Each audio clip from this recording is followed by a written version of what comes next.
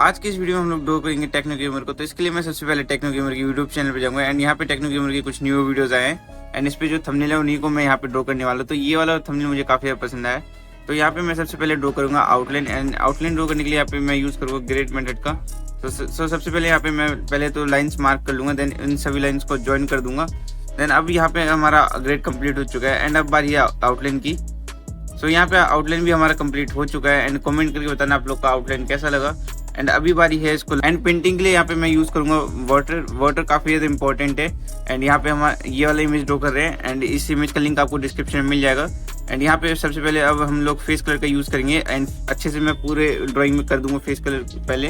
And यहाँ पे water का हमें काफी ज्यादा यूज करना है, जितना ज्यादा आप लोग थिक लेयर यूज करोगे उतना अच्छे से आप लोग डिटेल कर पाओगे। तो यहाँ पे मैं फेस कलर से पहले अच्छे से पूरे में पेंटिंग कर लूंगा।